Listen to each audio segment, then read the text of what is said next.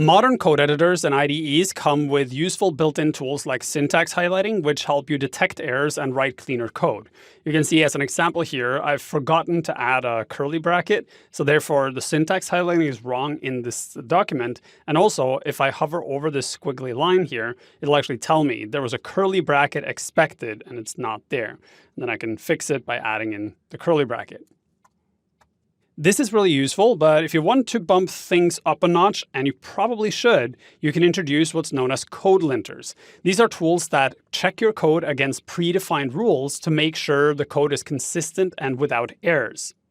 Linters are great for everyone who writes code, and they're especially useful if you work on a team or you publish your code to a platform like GitHub, because they enable you to enforce strict rules for code and formatting so that your code remains consistent regardless of who is working on it.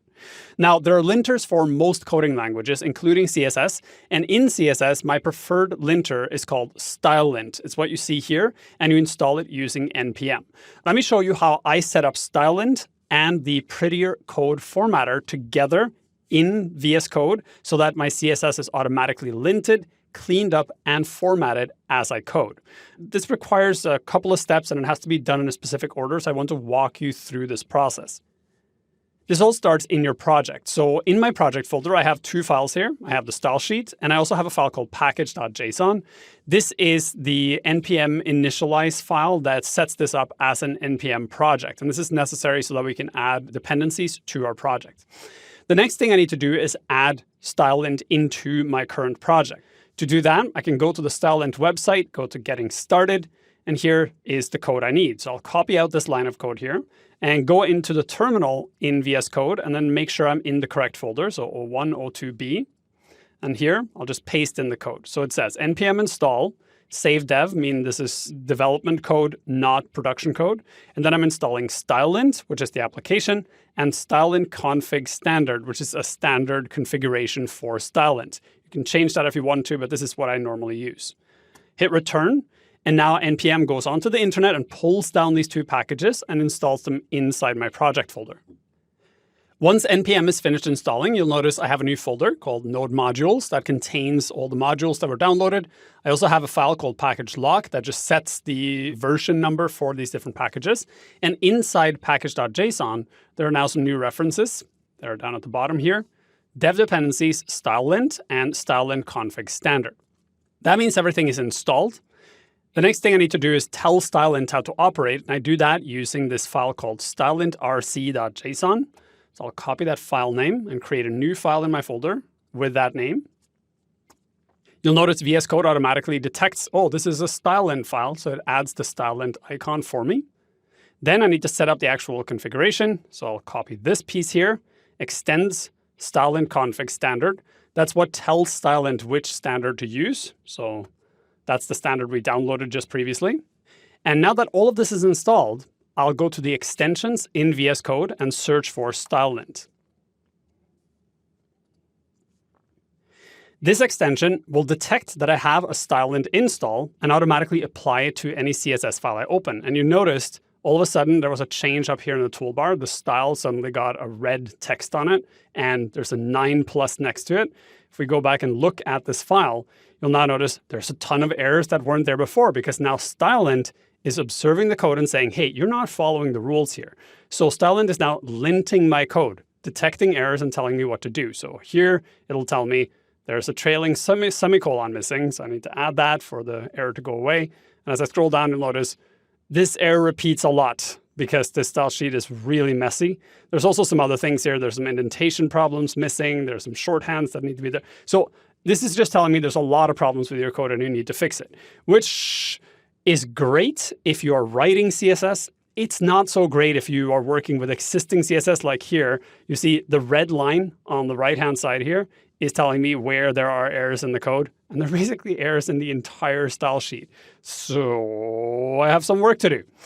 Good news is I can hook in this second tool called Prettier, which is a code formatter that automatically tries to format and clean up my code for me. Prettier is installed in the same way. So we'll go back to the terminal and say npm install save dev prettier. It gets installed into my project.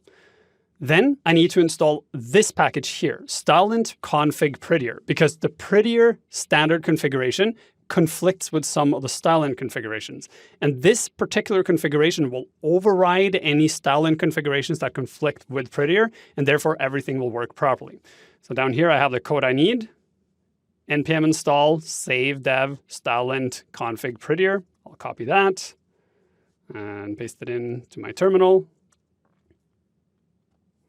And once that's installed, I can go and extend my configuration for stylelint to also include stylelint config prettier.